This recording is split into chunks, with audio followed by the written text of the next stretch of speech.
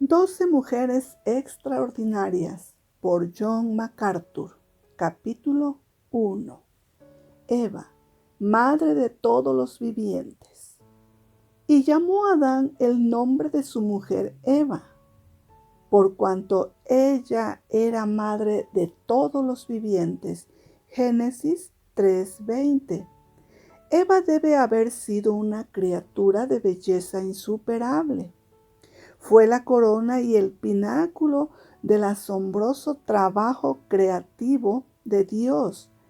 La primera figura femenina de la raza de Adán fue el último ser viviente en ser llamado a la existencia, diseñado directamente por la propia mano del Creador, con atención y cuidado especial en cada detalle.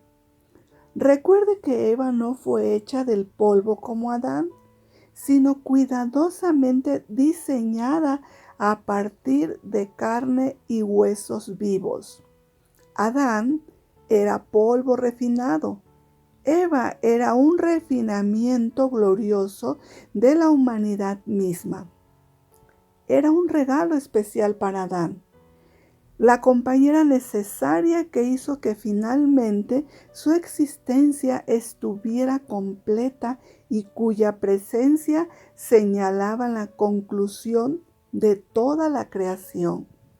Eva era el único ser directamente creado por Dios del tejido vivo de otra criatura. Fue en verdad un prodigio maravilloso. Dios había compuesto de la nada un universo vasto y sublime.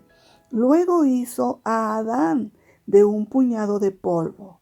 Pero nada en toda la expansión del universo fue más hermoso que esta mujer hecha de una parte de Adán.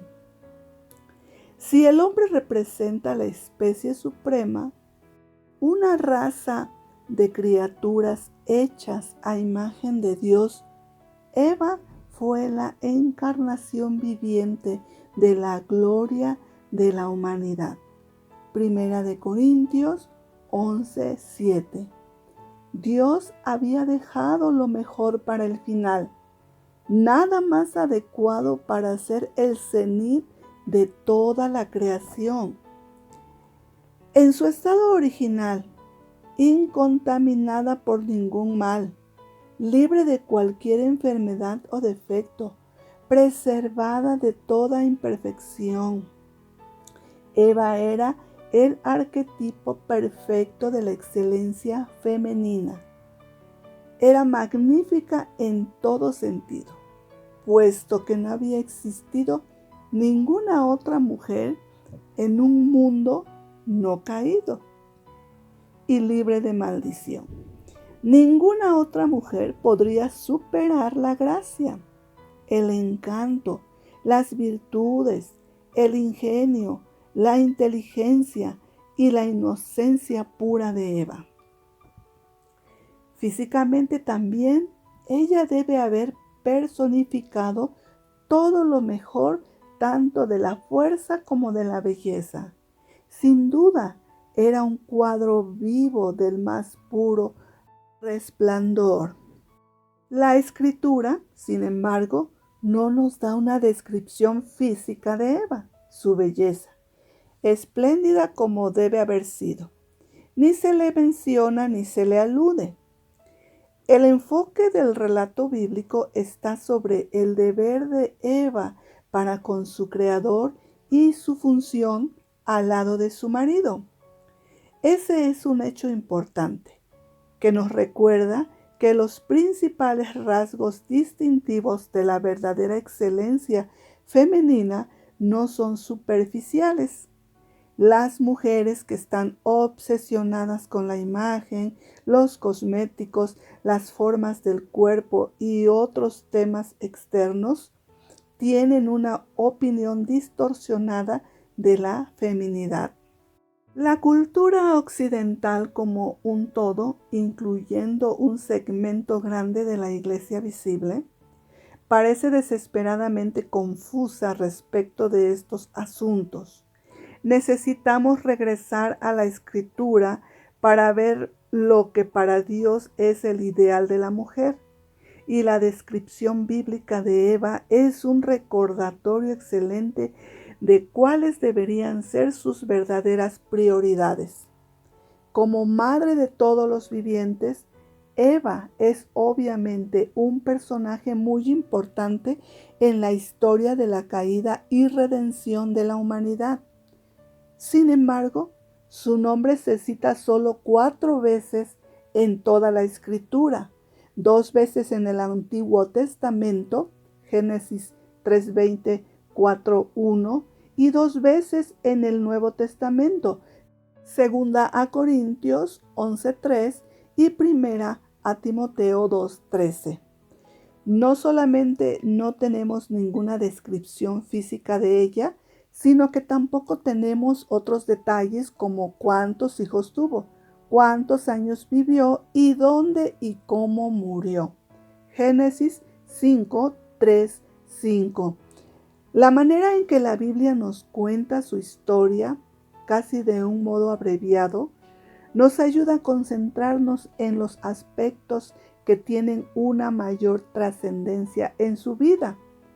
Aunque la Escritura guarda silencio respecto de muchas cosas que nos gustaría saber sobre ella, nos da un relato detallado sobre su creación, su tentación y su caída, la maldición que recibió y la consiguiente esperanza a la que se aferró.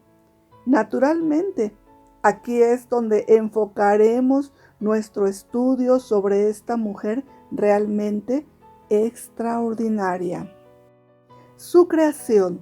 La descripción bíblica de la creación asombrosa de Eva la encontramos en Génesis 2, 20, 25.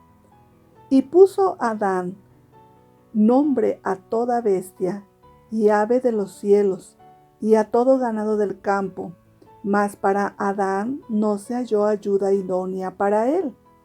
Entonces Jehová Dios hizo caer sueño profundo sobre Adán, y mientras éste dormía, tomó una de sus costillas y cerró la carne en su lugar.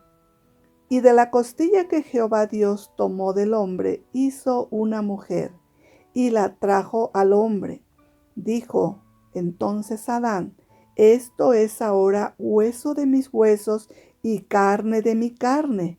Esta será llamada varona, porque del varón fue tomada. Por tanto, dejará el hombre a su padre y a su madre, y se unirá a su mujer, y serán una sola carne. Y estaban ambos desnudos, Adán y su mujer, y no se avergonzaban. En otras palabras, Dios llevó a cabo un procedimiento quirúrgico sobre Adán. La Escritura describe la operación con detalles sorprendentes. Adán fue anestesiado no por medios artificiales, sino que simplemente Dios lo hizo caer en un sueño profundo. En tal estado, especialmente en un mundo que todavía era un paraíso perfecto, sin duda que Adán no sintió dolor, pero aún más significativa es la tranquilidad pura y confiada del sueño de Adán, que hace una ilustración perfecta de cómo se manifiesta siempre la gracia de Dios. La gracia nunca se instala por medio de un esfuerzo, actividad o decisión de nuestra parte, sino que fluye libremente de la soberana voluntad de Dios. No existe ninguna indicación de que Adán le haya pedido a Dios una esposa. Adán tampoco tenía condiciones personales que construyeran méritos para recibir la generosidad de Dios. Fue iniciativa de Dios quien sin otra ayuda que sus manos hizo esto posible como una expresión de gracia y benevolencia para con Adán. Este contribuyó solo aportando una costilla, pero incluso eso lo hizo mientras dormía. El trabajo fue totalmente de Dios. A Adán, Dios le abrió el costado, le retiró cuidadosamente una costilla y le cerró la incisión. Con tal cirujano infinitamente experimentado y en un paraíso donde aún no había entrado el pecado, el riesgo de infección era de cero. No había que temer molestias postoperatorias y se contaba con total seguridad de que no quedaría siquiera cicatriz. Dios tomó un hueso repetido que Adán nunca extrañaría e hizo para él lo único de lo que carecía, un alma gemela. Adán perdió una costilla, pero ganó una compañía amorosa creada especialmente para él por el dador de toda buena dádiva y de todo don perfecto. Santiago 1:17.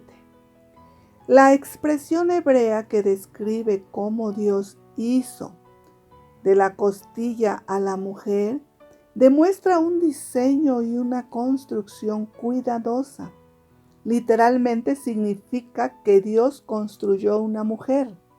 Cuidadosamente estructuró una nueva criatura con los atributos perfectos para que fuera la compañera ideal de Adán, especialmente creada por Dios para él de su propia carne y huesos. Eva encajaba con Adán en todos los sentidos. Es una ilustración maravillosa de la bondad, de la gracia de Dios y de la perfecta sabiduría de su voluntad. Dios la crió mientras Adán dormía, sin ningún tipo de sugerencia. Sin embargo, ella llenaba cualquier necesidad que Adán pudiera tener, satisfacía cualquier ansia que pudiera sentir y deleitaba cualquier facultad de sus sentidos. Respondía a su necesidad de compañía. Era una fuente de placer y de alegría e hizo posible la procreación de la raza humana. Complementaba a Adán perfectamente y expandía las fronteras de su existencia. El Edén era ahora realmente un paraíso. Cuando Adán despertó y se encontró con Eva, debe haberse sentido rebosante de alegría. La amó en cuanto la vio. Sus primeras palabras al conocerla expresan un profundo sentido de asombro, de deleite genuino y de satisfacción. Esto es ahora huesos de mis huesos y carne de mi carne. Evidentemente sintió a Eva como un nexo profundo y personal, un incalculable tesoro que requiere ser protegido, un colaborador digno para apoyarlo y una esposa complaciente que lo amaría a cambio. De inmediato la quiso y la abrazó como parte de sí mismo. Creo que el método singular de la creación de Eva se enfatiza deliberadamente con el fin de recordarnos algunas verdades cruciales sobre la condición de la mujer en general. Primero, habla de la igualdad fundamental de Eva con Adán. La mujer fue sacada del hombre, compartían la misma naturaleza esencial. No fue un tipo diferente de criatura, era exactamente de la misma esencia que Adán. No era en ningún sentido un personaje inferior creado simplemente para servirlo, sino que era su homólogo espiritual, su equivalente intelectual y en todo sentido su compañera perfecta. Segundo, la manera en que Eva fue creada nos recuerda la unión que debe existir en cada relación matrimonial. Jesús se refiere a la creación de Eva en Mateo 19, 4, 6 para probar que el plan de Dios para el matrimonio fue establecido desde los albores mismos de la historia de la humanidad y está basado en los principios de la monogamia, lo solidario y lo inviolable. ¿No habéis leído que el que los hizo al principio, varón y hembra los hizo, y dijo, por esto el hombre dejará padre y madre y se unirá a su mujer, y los dos serán una sola carne? Así que no son ya más dos, sino una sola carne. Por tanto, lo que Dios juntó, no lo separe el hombre. Así que el principio de una sola carne está perfectamente ilustrado en el método aplicado en la creación de Eva. En realidad, allí es donde ese principio encuentra su verdadero origen. Tercero, las circunstancias de la creación de Eva ilustran cuán profundamente significativo es el matrimonio en un hombre y una mujer. No se trata solo de una unión física, sino además de una unión del corazón y del alma. Eva era el complemento para cada necesidad de Adán, diseñado por Dios para ser su ayuda idónea, ideal. Y la intimidad de su relación con su marido deriva de haber sido sacada literalmente de su costado. En un comentario clásico sobre la Biblia, el escritor puritano Matthew Henry escribió estas conocidas palabras, que han sido adaptadas y repetidas en muchas ceremonias matrimoniales. La mujer fue sacada de una costilla del costado de Adán. No fue sacada de su cabeza para gobernarlo, ni de sus pies para ser pisoteada por él, sino de su costado para ser igual a él, bajo su brazo, para ser protegida y junto a su corazón para ser amada. El simbolismo que Matthew Henry vio en la costilla de Adán concuerda bien con lo que la Escritura enseña acerca de la relación correcta entre el marido y la esposa. Nos recuerda una vez más cómo la Escritura exalta a la mujer. Cuarto, la creación de Eva encierra algunas importantes lecciones bíblicas acerca del papel divino establecido para las mujeres. Aunque Eva fuera espiritual e intelectual, par de Adán, aunque fueran ambos de una misma esencia, además de iguales frente a Dios y en su rango superior al de las demás criaturas, había no obstante una clara diferencia en el modelo, y era que ambos correspondían al diseño creativo deliberado de Dios mismo. En las palabras del apóstol Pablo, porque el varón no procede de la mujer, sino la mujer del varón. Primera a Corintios 11:8. Vemos que Adán fue creado primero y entonces vino Eva a llenar un vacío en su existencia. Adán era la cabeza, Eva su ayuda. A Adán se le diseñó para que fuera padre, proveedor, protector y líder. A Eva para ser madre, para confortar, para nutrir y para ayudar. Que Dios haya ordenado estas funciones diferentes para hombres y mujeres se hace evidente por la naturaleza. Primera a Corintios 11:14. Los hombres y las mujeres no poseen la misma fuerza física. Son corporal y hormonalmente diferentes en varias maneras bastante obvias.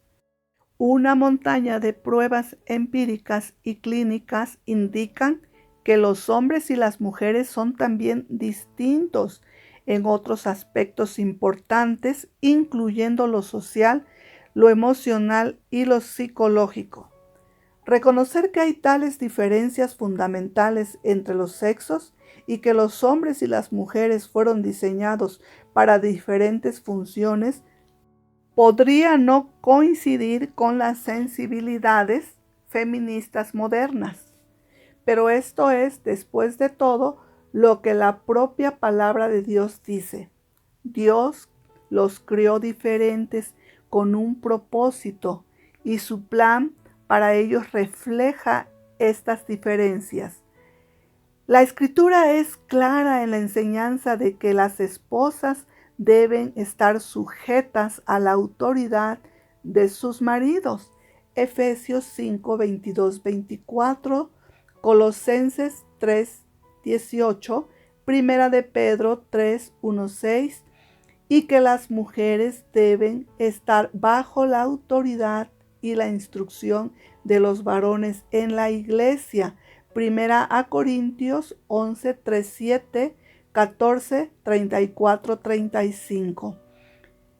Primera Timoteo 2, 11, 15 es un pasaje clave sobre este asunto, porque ahí es donde el apóstol Pablo defiende el principio del liderazgo masculino en la iglesia. La primera razón que Pablo da para este argumento proviene de la creación, no de la caída. Adán fue formado primero y después Eva. Primera a Timoteo 2:13. Así que el principio de la autoridad masculina fue diseñado en la creación. No fue, como algunos han sugerido, una consecuencia del pecado de Adán y por lo tanto algo que puede ser mirado como fruto del mal. Y cuando la Escritura asigna a los hombres el papel de liderazgo en la iglesia y en el matrimonio, refleja la importancia de Dios como creador. Soy un convencido que si la gente hoy abrazara de manera sencilla el propósito de Dios y tratara de cumplir las funciones que Dios ha diseñado para nuestros respectivos géneros, tanto hombres como mujeres serían más felices, la iglesia más saludable y los matrimonios más sólidos. Adán fue la cabeza representativa y el arquetipo para toda la raza humana. Pero recuerde, aunque a Eva le fue dado un papel subordinado, seguía siendo espiritual e intelectualmente igual a Adán.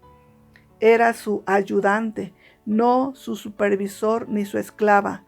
Llamándola ayudante de Adán, la Escritura hace hincapié en la mutualidad y en la naturaleza complementaria de la sociedad conyugal.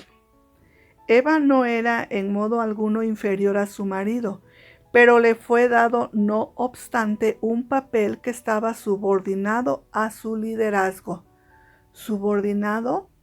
Aunque igual, sí. Las relaciones dentro de la Trinidad ilustran perfectamente cómo puede funcionar el liderazgo y la sumisión entre iguales absolutos. Cristo no es en ningún sentido inferior al Padre, porque en Él habita corporalmente toda la plenitud de la deidad. Colosenses 2:9. Ha existido eternamente en la forma de Dios e igual a Dios. Filipenses 2:6. Yo y el Padre uno somos. Juan 10:30. El apóstol Juan deja esto tan claro como es posible. Desde la eternidad Jesús era con Dios y Él mismo era Dios. Juan 1:1-2. Tres personas divinas, Padre, Hijo y Espíritu Santo, constituyen el verdadero Dios de la Escritura. Los tres son completamente Dios y completamente iguales, aun cuando el Hijo esté subordinado al Padre. Jesús dijo, no busco mi voluntad, sino la voluntad del que me envió, la del Padre. Juan 5:30, porque yo hago siempre lo que le agrada. Juan 8:29. El apóstol Pablo dibujó un claro paralelo entre la sumisión voluntaria de Jesús a su Padre y la sumisión voluntaria de una esposa a su marido. Pero quiere que sepáis que Cristo es la cabeza de todo varón, y el varón es la cabeza de la mujer, y Dios la cabeza de Cristo. Primera a Corintios 11:3. Así que si usted se pregunta cómo dos personas que son realmente iguales pueden tener una relación donde uno es cabeza y el otro se somete, no necesita mirar más allá de la doctrina de la Trinidad. Dios mismo es el modelo para tal relación. La creación de Eva establece un paradigma similar para la raza humana. Aquí está la suma de esto. Hombres y mujeres, aunque iguales en esencia, fueron diseñados para funciones diferentes. Las mujeres no son en ningún sentido intelectual o espiritualmente inferiores a los hombres, pero fueron evidentemente creadas con propósitos distintos. En la administración de la iglesia y la familia, la Biblia dice que las mujeres deben estar subordinadas a la autoridad de los hombres.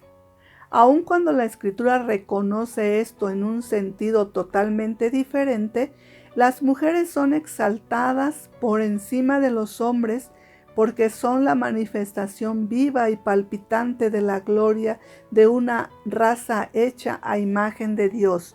Primera a Corintios 11:7. Ese era precisamente el lugar de Eva después de la creación y antes de la caída. Ella estaba bajo la dirección de su marido. Si bien era en muchas maneras aún más gloriosa criatura que él, apreciada y alabada por él, era pareja y compañeros, labradores del jardín. Dios estableció a Adán como cabeza de la raza humana y a Eva como responsable ante su marido. Lejos de consignarla a una esclavitud servil, o a un estado de doméstico sometimiento, esta fórmula la liberó completamente. Este fue el paraíso verdadero, y Adán y Eva constituían un microcosmos perfecto de la raza humana, tal como Dios lo diseñó. Pero entonces el pecado todo lo arruinó, en forma trágica. Eva fue la puerta involuntaria a través de la cual el engañador logró el acceso para atacar a Adán. Su tentación. Génesis 2 termina con una descripción sucinta de la inocencia en el jardín del Edén. Y estaban ambos desnudos, Adán y su mujer, y no se avergonzaban. Versículo 25.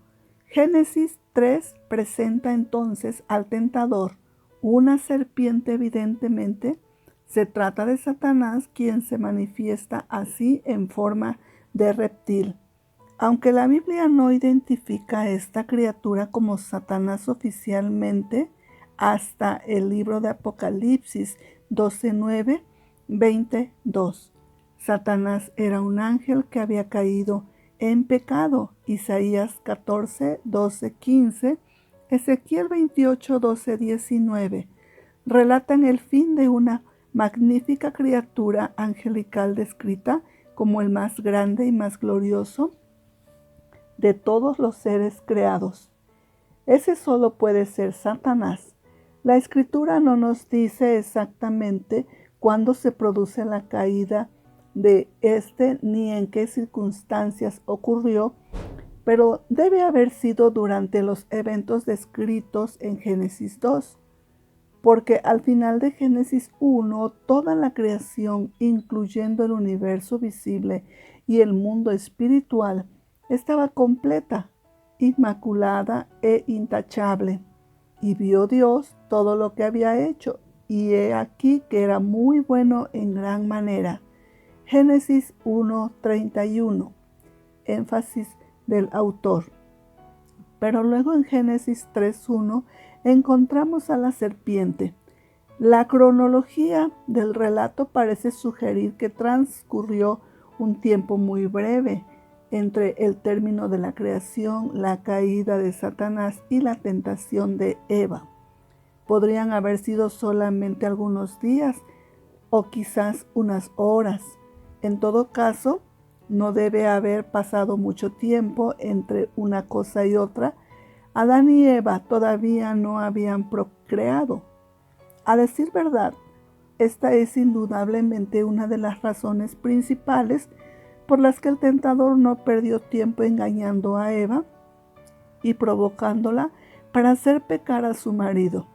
Quería asestar un ataque a la cabeza de la raza humana antes de que ésta tuviera la oportunidad de multiplicarse.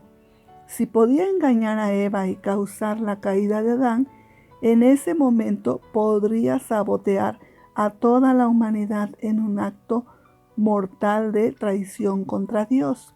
He aquí el relato bíblico completo de Génesis 3:1-7.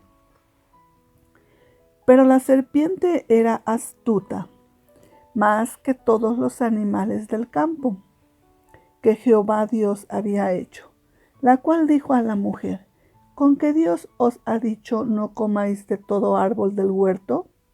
Y la mujer respondió a la serpiente: del fruto de los árboles del huerto podemos comer, pero del fruto del árbol que está en medio del huerto, dijo Dios, no comeréis de él, ni le tocaréis para que no muráis.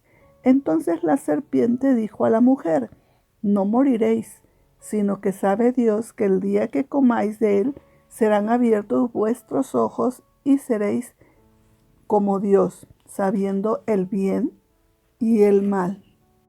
Y vio la mujer que el árbol era bueno para comer, y que era agradable a los ojos, y árbol codiciable para alcanzar la sabiduría.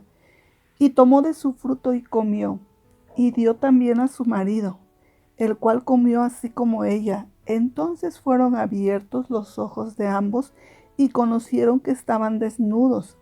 Entonces cosieron hojas de higuera y se hicieron delantales. Satanás vino a Eva disfrazado. Esto ejemplifica la manera sutil que usó para engañarla. Se le apareció para asaltarla en forma astuta, cuando no estaba acompañada por Adán. Como vaso frágil, lejos de su marido, pero cerca del árbol prohibido, no podía estar en una posición más vulnerable. Nótese que lo que le dijo la serpiente era parcialmente cierto. Comer del fruto abrirá sus ojos a la comprensión del bien y del mal. En su inocencia, Eva era susceptible a las medias verdades y a las mentiras del diablo. Las palabras iniciales de la serpiente en el versículo 1 pusieron el tenor para todos sus tratos con la humanidad. ¿Con qué Dios os ha dicho? El escepticismo está implícito en este cuestionamiento. Este es su clásico modus operandi. Satanás cuestiona la palabra de Dios, sugiriendo incertidumbre acerca del significado de sus declaraciones, planteando dudas sobre la veracidad de lo que Dios ha dicho, insinuando sospechas sobre los motivos que están detrás de los propósitos secretos de Dios o expresando aprensión sobre la sabiduría de su plan. Tuerce el significado de la palabra de Dios, con que Dios os ha dicho, no comáis de todo árbol del huerto. En realidad, Dios había dado la orden como una declaración positiva, y mandó Jehová Dios al hombre diciendo: de todo árbol del huerto podrás comer, mas del árbol de la ciencia del bien y del mal no comerás, porque el día que de él comieres, ciertamente morirás. Génesis 2, 16, 17. La serpiente puso la orden en sentido negativo. No comerán de todo árbol, haciendo que la expresión de generosidad auténtica sonara como mezquindad. Deliberadamente estaba debilitando la calidad y el mandato de Dios. Es posible que Eva se haya enterado de esa única restricción por medio de su marido y no directamente de Dios. Génesis 2, 16, 17 señala que Dios hizo esta prohibición previo a la creación de ella, en un momento en que Adán era el único receptor. Esto coincide perfectamente con la verdad bíblica de que Adán es el representante y la cabeza de toda la raza humana. Dios lo responsabilizó directamente. La instrucción y protección de Eva eran su responsabilidad como cabeza de familia. Por consiguiente, cuanto más lejos estuviera ella de su lado, más expuesta estaba. En la dicha inocente del Edén, por supuesto, Eva no tenía conciencia de que existía un peligro como ese, incluso sí, como parece que fue. La serpiente la descubrió mirando el árbol. No estaba pecando en ningún modo. Dios no le prohibió a la pareja mirar el árbol. Contrariamente a la declaración de Eva en Génesis 3:3, Dios no le había prohibido tocar el árbol. Ella exagera los rigores de la restricción de Dios. Note que Satanás también minimizó la gravedad de la advertencia de Dios, suavizando el tono decidido de la certeza divina absoluta. El día que de él comieres, ciertamente morirás. Génesis 2:17. Al lenguaje de una mera posibilidad, para que no muráis. Génesis 3:3. En este punto, sin embargo, ella parece más aturdida y confundida que otra cosa. No hay razón para suponer que distorsionaba los hechos a propósito. Es posible que para protegerla, para poner una valla alrededor del peligro, Adán haya aconsejado a Eva que no tocara el fruto prohibido en ningún caso. Eva estaba haciendo nada malo con solo mirarlo. De hacerlo, lo haría por curiosidad natural, pero Satanás aprovechó la oportunidad para engañarla y de allí tener a Adán. La segunda vez que la serpiente habla con Eva, cita incorrectamente la palabra de Dios con el fin de causar un efecto siniestro. Esta vez contradice mecánicamente lo que Dios había dicho a Adán. Lo que Dios le dijo a Adán fue: el día que de él comieres, ciertamente morirás. Génesis 2:17. La réplica de Satanás a Eva fue exactamente lo opuesto: no moriréis. Luego Satanás siguió confundiendo a Eva con su versión sobre lo que les sucedería si comían. Dios sabe que el día que comáis de él serán abiertos vuestros ojos y seréis como Dios, sabiendo el bien y el mal. Esta era otra verdad parcial. Si Eva comía, sus ojos estarían abiertos al conocimiento del bien y del mal. En otras palabras, perdería su inocencia. Pero encerrada en estas palabras está la mayor de todas las mentiras. Es la misma falsedad que todavía da de comer al orgullo carnal de nuestra raza caída y que corrompe cada corazón humano. Esta ficción malvada que ha dado a luz a cada una de las religiones falsas en la historia de la humanidad. El mismo error que nació de la perversidad de Satanás mismo es, por lo tanto, la mentira que subyace en todo el universo del mal. Seréis como Dios. Comer la fruta no haría a Eva como Dios. La haría y la hizo más parecida al diablo, caído, corrupto y condenado. Pero Eva fue engañada. Y vio la mujer que el árbol era bueno para comer y que era agradable a los ojos y el árbol codiciable para alcanzar la sabiduría. Versículo 6. Note los deseos naturales que colaboraron en la confusión de Eva. Su necesidad física era bueno para comer. Su sensibilidad estética era agradable a los ojos y su curiosidad intelectual era deseable para la sabiduría. Son todos impulsos buenos, legítimos y saludables, a menos que el objeto del deseo sea pecaminoso, en cuyo caso la pasión natural pasa a ser lujuria. De eso nunca puede resultar algo bueno. Así nos dice el apóstol Juan, porque todo lo que hay en el mundo, los deseos de la carne, los deseos de los ojos y la vanagloria de la vida no proviene del Padre, sino del mundo. Primera de Juan 2:16. Eva comió y luego le dio de comer a su marido. La escritura no indica si Adán encontró a Eva cerca del fruto prohibido o si ella fue y lo encontró a él.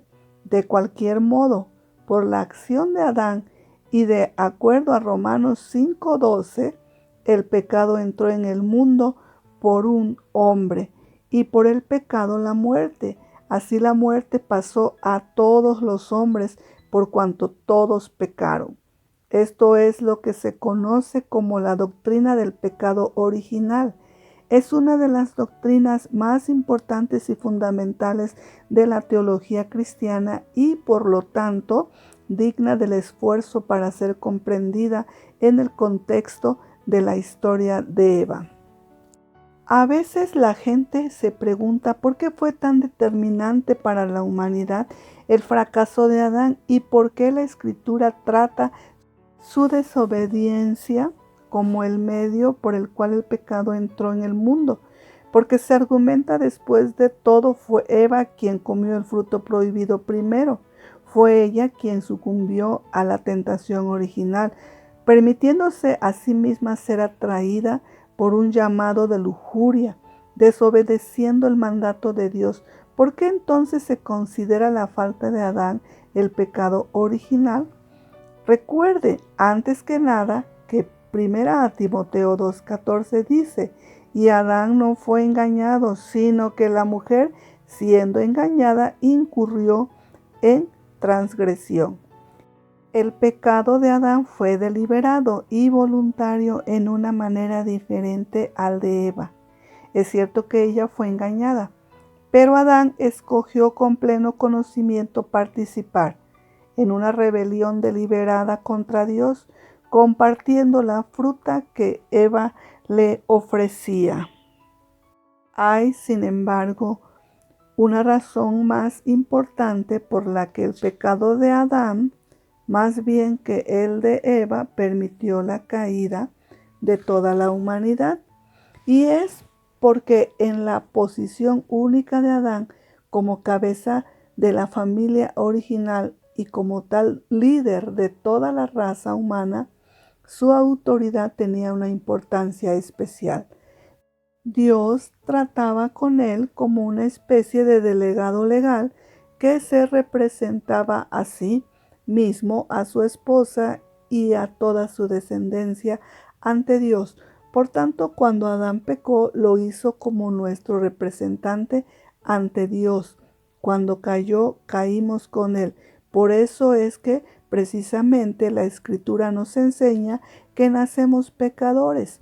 Véase Génesis 8:21, Salmo 51:5, 58:3, y que compartimos la culpa y la condena de Adán. Romanos 5:18.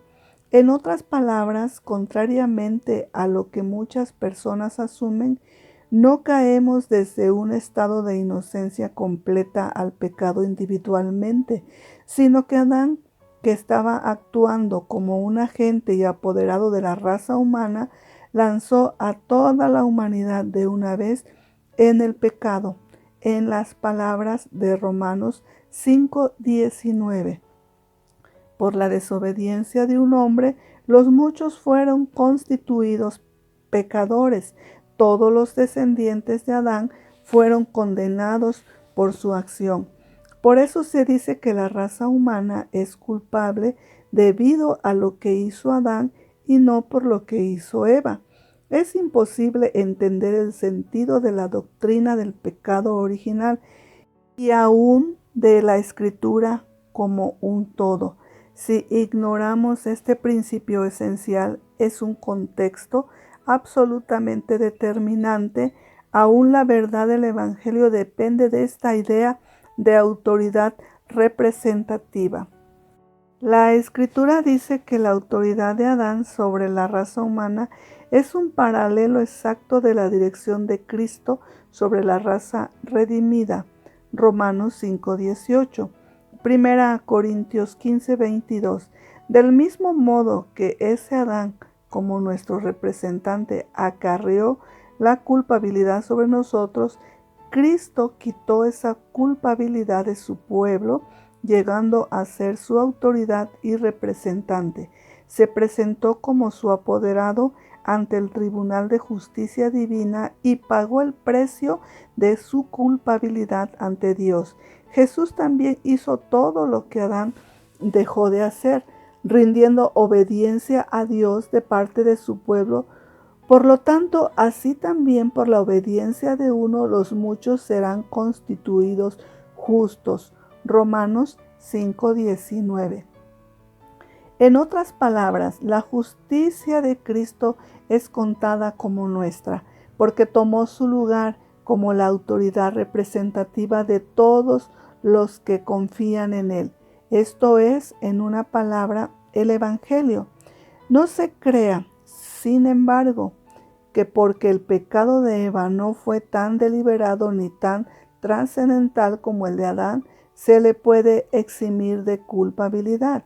El pecado de Eva fue extremadamente pecaminoso y sus acciones demostraron que fue plena y voluntariamente cómplice de Adán en su desobediencia. Dicho sea de paso, en un modo similar, todos nosotros demostramos por nuestros propios actos que la doctrina del pecado original es perfectamente justa y razonable. Nadie puede legítimamente pretender eximirse de la culpabilidad que pesa sobre la raza humana, alegando que es injusto pagar por el comportamiento de Adán. Nuestros propios pecados demuestran nuestra complicidad con él. El pecado de Eva la sometió a la desaprobación de Dios. Perdió el paraíso del Edén y heredó en su lugar una vida de dolor y frustración. La maldición divina contra el pecado se centró en ella de un modo particular. Su humillación. En una cosa la serpiente tenía razón. Comer el fruto prohibido abrió los ojos de Eva, de modo que supo distinguir entre el bien y el mal. Desafortunadamente, supo del mal experimentándolo, haciéndose participante voluntaria del pecado. En un momento su inocencia había desaparecido. El resultado fue una vergüenza angustiante. La Escritura describe esto en una forma algo pintoresca. Entonces fueron abiertos los ojos de ambos y conocieron que estaban desnudos. Entonces cosieron hojas de higuera y se hicieron delantales. Génesis 3:7. Su famoso intento para hacerse ropa con hojas de higuera ilustra perfectamente la completa incompetencia del esfuerzo humano por tratar de cubrir la vergüenza. La religión, la filantropía, la educación, la autoestima, el perfeccionamiento, el mejoramiento y todos los demás intentos de la capacidad humana no son capaces de suministrar el camuflaje para cubrir la desgracia y la vergüenza de nuestra condición de raza caída. Todos los remedios combinados hechos por el hombre no son más eficaces para quitar el deshonor de nuestro pecado, que el intento de nuestros primeros padres para ocultar su desnudez con hojas de higuera. Ocultar nuestra vergüenza no soluciona el problema de la culpabilidad a los ojos de Dios. Peor aún, una expiación completa por la culpabilidad está muy lejos de la posibilidad de ser provista por hombres y mujeres caídos. Eso fue lo que comprendieron Adán y Eva cuando sus ojos se abrieron al conocimiento del bien y del mal. El Señor, por supuesto, sabía todo respecto del pecado de Adán antes que aún ocurriera. No había ninguna posibilidad de ocultarle la verdad a él, ni tenía que ir físicamente al jardín para saber lo que la primera pareja había hecho. Pero el Génesis cuenta la historia desde una perspectiva terrenal y humana. Lo que leemos en Génesis 3, 8, 13 es en esencia lo que Eva escuchó y vio. Y oyeron la voz de Jehová Dios que se paseaba en el huerto al aire del día. Y el hombre y su mujer se escondieron de la presencia de Jehová Dios entre los árboles del huerto. Mas Jehová Dios llamó al hombre y le dijo: ¿Dónde estás tú? Y él respondió: Oí tu voz en el huerto y tuve miedo, porque estaba desnudo y me escondí. Y Dios dijo: ¿Quién te enseñó que estabas desnudo? ¿Has comido del árbol de que yo te mandé no comieses? Y el hombre respondió: La mujer que me diste por compañera me dio del árbol y yo comí. Entonces Jehová Dios dijo a la mujer: ¿Qué es lo que has hecho? Es evidente que la vergüenza de nuestros primeros padres estuvo acompañada por una profunda sensación de miedo, temor y horror ante la perspectiva de tener que dar cuentas a Dios por lo que habían hecho. Por eso fue que trataron de esconderse. Como las hojas de higuera, su escondite fue inadecuado para ocultarlos del ojo de Dios, que todo lo ve. La respuesta de Adán refleja tanto su miedo como un profundo pesar, pero no hay confesión. Adán pareciera haberse dado cuenta que no tenía sentido argumentar inocencia, pero tampoco hizo una confesión completa. Lo que trató de hacer fue echarle la culpa a otro. Así es que apuntó con el dedo hacia quien estaba más cerca, Eva. También estaba implícita en las palabras de Adán: la mujer que me diste, una acusación contra Dios.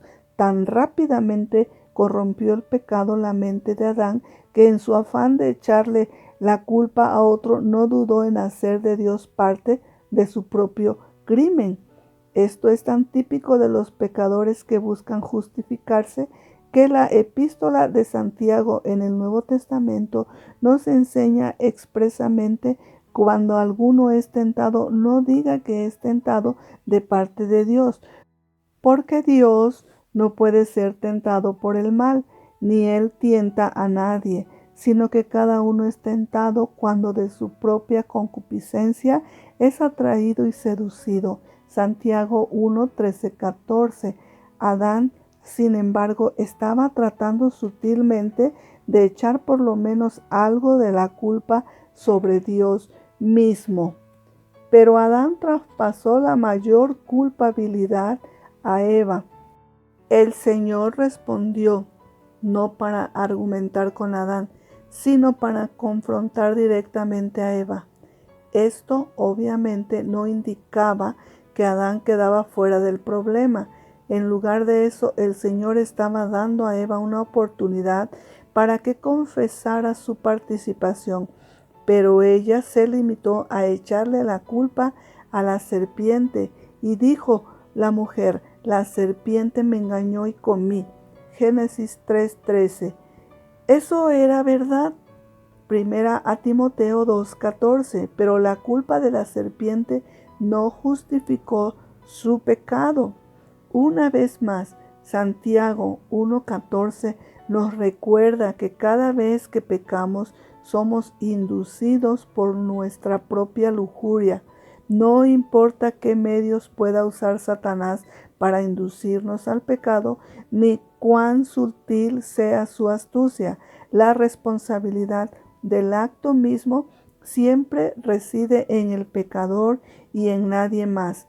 Eva no podía escapar a la rendición de cuentas de lo que había hecho, transfiriendo la culpa.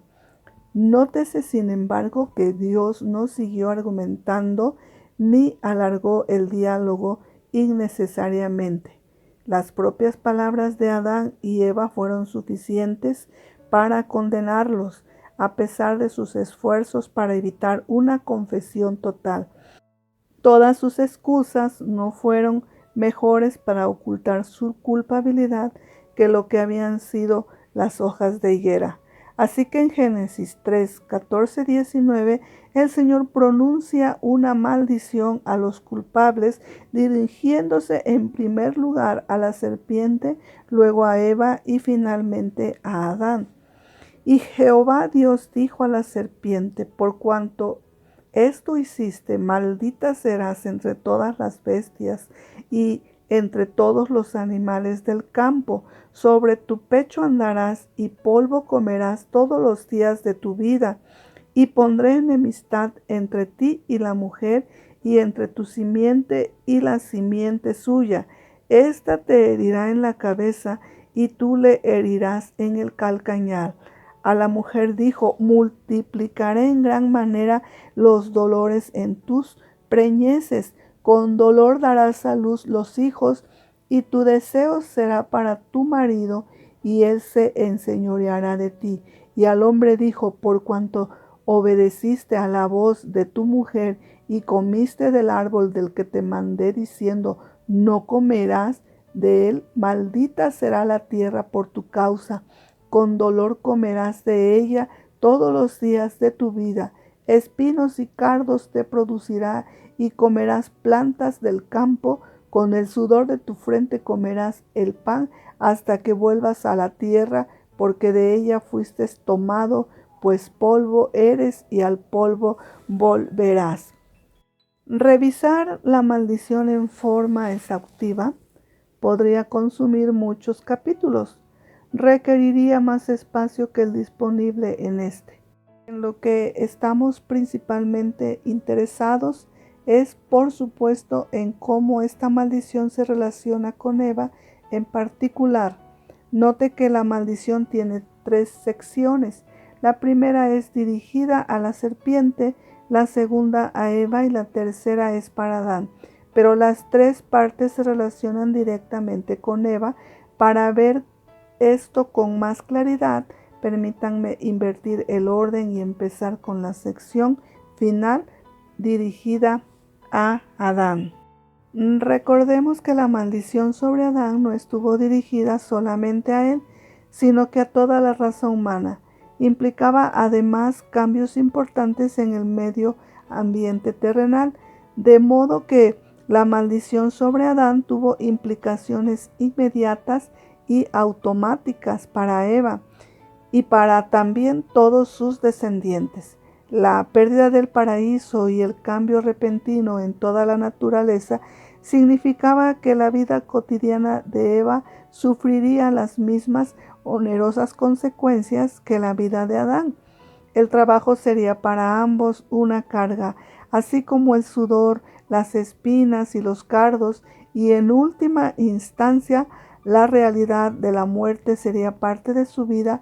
Así, la maldición sobre Adán cayó también sobre Eva.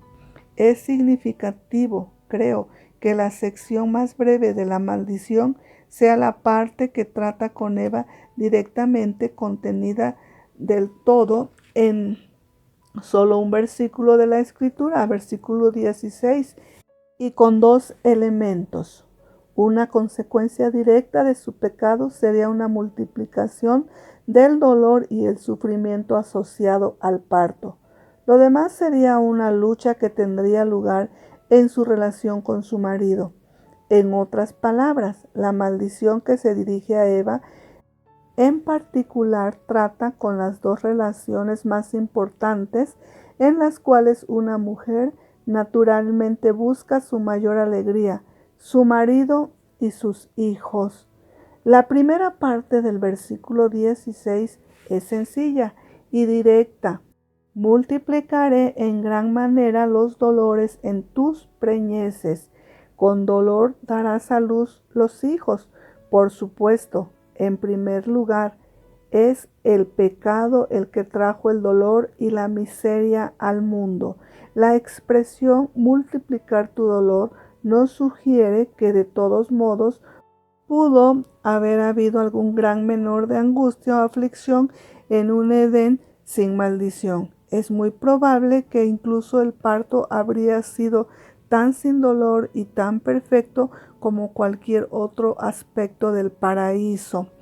Pero esta forma de hablar simplemente reconoce que ahora, en un mundo caído, la tristeza, la pena y los dolores físicos serían parte y porción de la rutina diaria de la mujer, y que en el parto el dolor y la angustia serían multiplicados en gran manera, un incremento significativo sobre los infortunios normales de la vida diaria. El acto de parir hijos, que originalmente tiene el potencial de traer el más puro tipo de alegría y felicidad, sería estropeado por agudos dolores y dificultades. La segunda parte del versículo es algo más difícil de interpretar. Y tu deseo será para tu marido, y él se enseñoreará de ti. Una luz nos aclara el significado de esta expresión comparándola con Génesis 4:7, que usa exactamente el mismo lenguaje y construcción gramatical para describir la lucha que sostenemos con el pecado. El pecado está a la puerta. Con todo eso, a ti será su deseo y tú te enseñorearás de él. En otras palabras, el pecado desea adquirir dominio sobre usted, pero en lugar de eso, usted tiene que prevalecer sobre él. Génesis 3:16. Usando el mismo lenguaje, describe una lucha similar que tendría lugar entre Eva y su marido. Antes que Adán pecara, su liderazgo era siempre perfectamente sabio, cariñoso y tierno. Antes que Eva pecara, su sumisión era el modelo perfecto de mansedumbre y modestia. Pero el pecado cambió todo eso. Ahora se irritaría bajo la autoridad de Adán y desearía dominarlo. La tendencia masculina sería sofocarla de manera áspera o dominante. Así, vemos que las tensiones por los diferentes papeles de cada género llegan hasta nuestros primeros padres. Es uno de los efectos inmediatos del pecado y la horrible maldición que trajo sobre nuestra raza. El paraíso fue completamente arruinado por el pecado y la gravedad de la maldición debe haber hecho añicos el corazón de Eva. Pero el juicio de Dios contra ella no fue totalmente duro e irremediable. Hubo una buena cuota de gracia aún en la maldición. A los ojos de la fe, hubo rayos de esperanza que brindaron incluso a través de la nube del desagrado de Dios. Por ejemplo, Eva podría haber sido subordinada a la serpiente, a quien tan tontamente le había hecho caso, pero en cambio quedó bajo la autoridad de su marido, que la amaba. Podría haber sido completamente destruida o destinada a vagar a solas en un mundo donde era muy difícil sobrevivir. En vez de eso, se le permitió permanecer con Adán, que continuaría cuidándola y sosteniéndola. Seguía siendo su compañera, aunque su relación tendría ahora tensiones que no existían en el Edén, aunque con justicia podría haber sido hecha una marginada y una paria, conservó su lugar de esposa. En el peor de los casos, pudo habérsele prohibido incluso tener hijos. En lugar de eso, aunque la experiencia sería dolorosa y acompañada de aflicciones, todavía sería la madre de todos los vivientes. En efecto, El nombre que Adán le dio después de la maldición da testimonio de ese hecho, y llamó a Adán el nombre de su mujer Eva, por cuanto ella era madre de todos los vivientes. Génesis 3:20. De hecho, la promesa de que Eva todavía daría a luz hijos mitigó otro aspecto de la maldición. Esa simple expectativa contenía un rayo de esperanza para toda la raza humana. Había una pista en la maldición misma que señalaba que uno de los propios descendientes de Eva podría en última instancia arrojar lejos el mal y disipar todas las tinieblas del pecado. Por su desobediencia, Eva había puesto en movimiento a todo el mundo del mal. Ahora, a través de su descendencia, proporcionaría un Salvador. Esta poderosa esperanza ya le había sido dada implícitamente en la parte de la maldición donde el Señor se dirige a la serpiente. Su expectativa. La maldición de Dios sobre la serpiente fue la más grave de todas. En el más literal y obvio de los sentidos, la maldición parece estar dirigida al reptil propiamente como tal. Pero recuerde que este reptil fue en cierto modo habitado o controlado por Satanás, el verdadero significado de la maldición. Por lo tanto, va en realidad más allá de la serpiente y sus especies. Su mensaje principal es una sentencia implacable de condenación contra Satanás mismo. De todas maneras, la maldición tiene importantes implicaciones para la serpiente literal y sus especies. No deje de advertir que el Señor implícitamente la declara maldita entre todas las bestias y entre todos los animales del campo. Génesis 3:14. Por supuesto, Dios no declaró a todo el reino animal culpable por el pecado de Adán. La Escritura nunca presenta a los animales como seres moralmente sensibles, y esta no es la excepción. Incluso en el caso de la serpiente, la culpa moral recae en el espíritu satánico que usó la forma del reptil y no en la bestia misma. Pero Dios maldijo incluso a los animales por el pecado de Adán. En otras palabras, la maldición sobre ellos fue parte del juicio de Dios contra Adán. Recuerde que la maldición tuvo ramificaciones negativas para todo el medio ambiente. El mal es contagioso y por lo tanto, cuando Adán pecó, todo su entorno fue contaminado. Lo extenso de la maldición refleja esa verdad. Por eso en el versículo 17, el Señor maldijo incluso a la tierra. Obviamente el reino animal estaría igualmente sujeto a los muchos y demoledores efectos de la rebelión de Adán. De ahora en adelante, cada bestia del campo lucharía por sobrevivir en un mundo decadente y moribundo. También estarían sujetos a las enfermedades, la destrucción, el desastre, la muerte y demás privaciones provenientes de la presencia del mal. Por lo tanto, los animales también fueron formalmente incluidos en la maldición de Dios.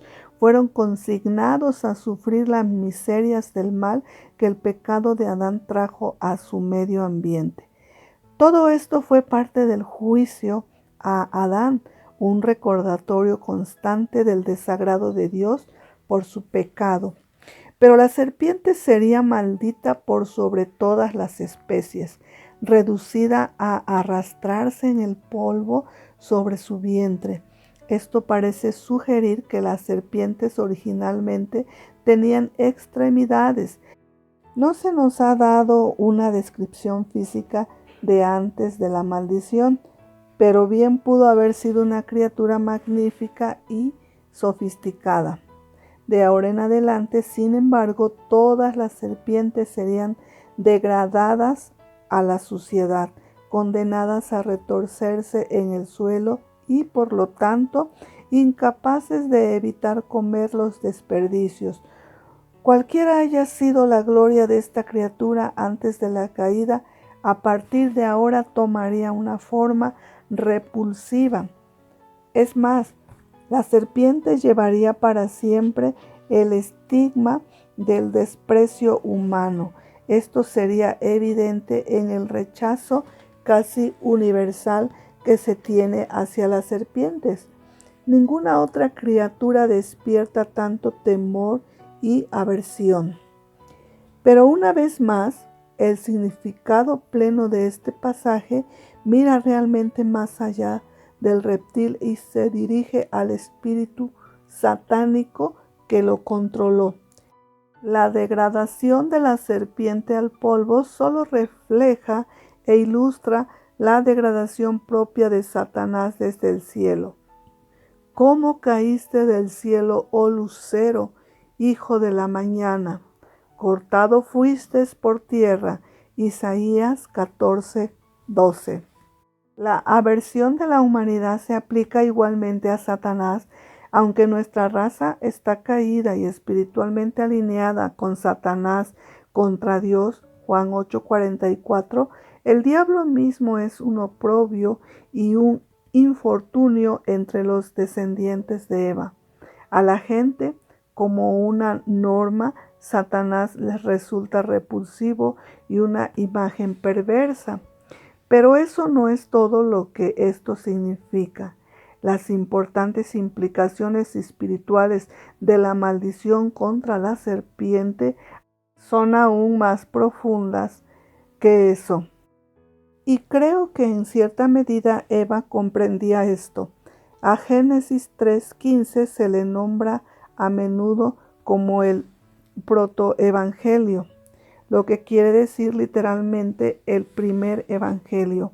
Aquí está el primer atisbo de buenas noticias para la humanidad caída, y llega de las palabras iniciales de la maldición de Dios. Él dice al espíritu maligno que mora en la serpiente: y pondré enemistad entre ti y la mujer, y entre tu simiente y la simiente suya. Esta te herirá en la cabeza, y tú le herirás en el calcañar. Aunque enmarcada como una maldición contra el tentador, esa parte fue un brillante rayo de luz para Eva. Aquí había una promesa explícita que su simiente golpearía la cabeza del mal. Es posible que ella no comprendiera todo lo que significaba la promesa divina implícita en estas palabras, pero difícilmente habrá dejado de cobrar ánimo con lo que había oído. Antes que nada, la sola mención de su simiente indicaba que tendría hijos y la oportunidad de criar una familia. Por lo menos ahora sabía que sería instantánea y abruptamente destruida por su pecado. No sería consignada a una condenación definitiva junto con la serpiente. En vez de eso, y Eva seguramente comprendió que esto se debía únicamente a la gracia y misericordia de Dios. Todavía tendría la oportunidad de ser madre de la raza humana. Además, Dios se aseguraría que la enemistad entre los descendientes de Eva y esa criatura malvada se mantuviera para siempre. Todo eso eran claramente buenas noticias desde la perspectiva de Eva. Aún mejor, sin embargo, fue la promesa que su simiente golpearía la cabeza de la serpiente. Esta fue una garantía que su raza no estaría desesperadamente subordinada a la dominación del mal para siempre. De hecho, sea que Eva haya captado o no esto, la maldición contra la serpiente insinuó una solución definitiva para su pecado, dándole razón para esperar que un día uno de sus descendientes infligiría un golpe mortal a la cabeza del tentador y que destruiría finalmente al diabólico ser y a toda su influencia, y en efecto cambiaría toda la perversidad que Eva había contribuido a desencadenar. No lo dude, porque esto es precisamente lo que tales palabras significan. La maldición contra la serpiente encerraba una promesa para Eva. Su simiente le aplastaría la cabeza a la serpiente. Su propia descendencia destruiría al destructor. Este sentido de Génesis 3:15 refleja la verdadera intención divina, lo que se hace completamente claro en el resto de la Escritura. Indudablemente es la trama principal que el resto de la Escritura relata. Por ejemplo, hay un eco de este mismo lenguaje en Romanos 16:20. Y el Dios de paz aplastará en breve a Satanás bajo vuestros pies. Hebreos 12:14 dice que Cristo, quien por supuesto es el eterno Dios de paz, asumió forma humana. Literalmente llegó a ser uno de los descendientes de Eva para destruir por medio de la muerte al que tenía el imperio de la muerte, esto es, al diablo. Primera de Juan 3:8 dice: para esto apareció el Hijo de Dios, para deshacer las obras del diablo. Así Cristo, quien fue nacido de mujer, Gálatas 4:4, la descendencia de una virgen y Dios en forma humana, literalmente cumplió esta promesa que la simiente de la mujer heriría la cabeza de la serpiente. ¿Cuánto de esto habrá comprendido verdaderamente Eva? La Biblia no lo dice, pero parece claro que ella se aferró a la esperanza que finalmente uno de sus propios descendientes heriría a su enemigo mortal. Si pedimos prestadas palabras a un contexto ligeramente diferente, ella pareció intuir que su especie, por la gracia de Dios, se salvaría engendrando hijos. Primera a Timoteo 2:15. Podemos estar seguros que su profunda enemistad hacia el tentador fue invariable a lo largo de su vida, mientras anhelaba el día en que uno de sus hijos le aplastaría la cabeza. Evidencia de esa esperanza se ve en su gran alegría cuando es madre por primera vez. Génesis 4:1. Describe el nacimiento de Caín, el hijo mayor de Eva. Dijo: por voluntad del Señor he adquirido varón. La expresión hebrea se podría traducir literalmente como: he adquirido un hombre, Jehová. Algunos comentaristas han sugerido que quizás ella pensaba que Caín era Dios encarnado, el Redentor prometido.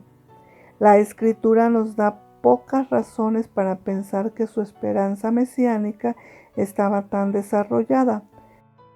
Por cierto, si supuso que Caín era la simiente, muy pronto se desilusionó. Caín destrozó el corazón de su madre en lugar de la cabeza de la serpiente, dando muerte a Abel, su hermano menor. Lo que haya sido que dedujo Eva de la expresión de Génesis 4:1, no obstante, fue una expresión clara de la esperanza y el regocijo por la gracia, la compasión, la generosidad y el perdón de Dios para con ella. Hay un trono de exaltación en la expresión: por voluntad del Señor he adquirido varón. Está claro también que su esperanza estuvo personificada en sus propios hijos.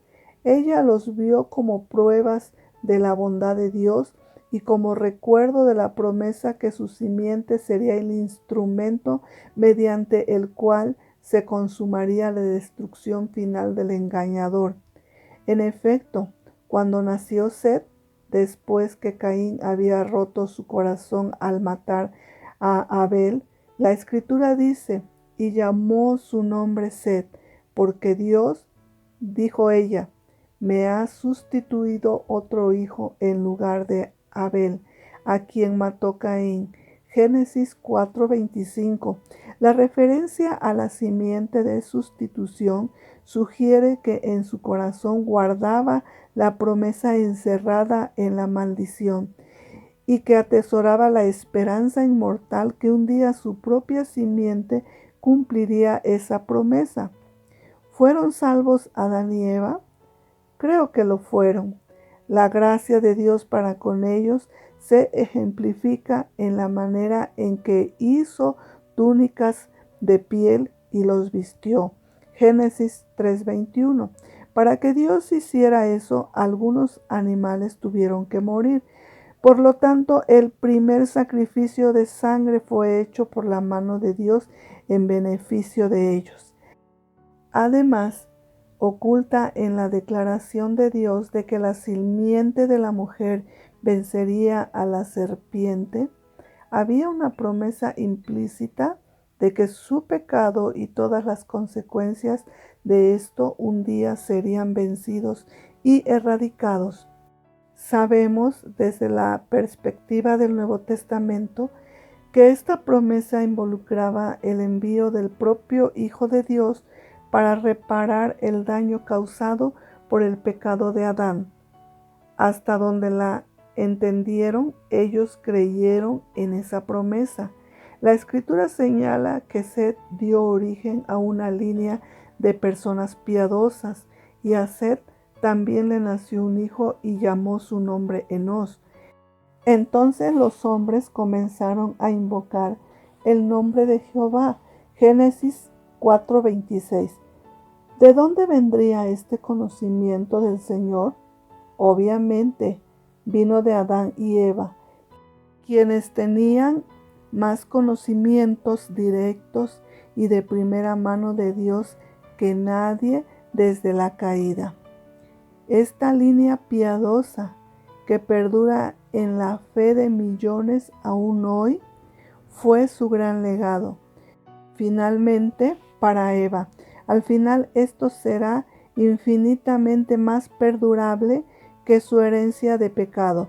Después de todo, el cielo estará lleno de sus descendientes redimidos, ocupados eternamente con una celebración de la obra de su simiente.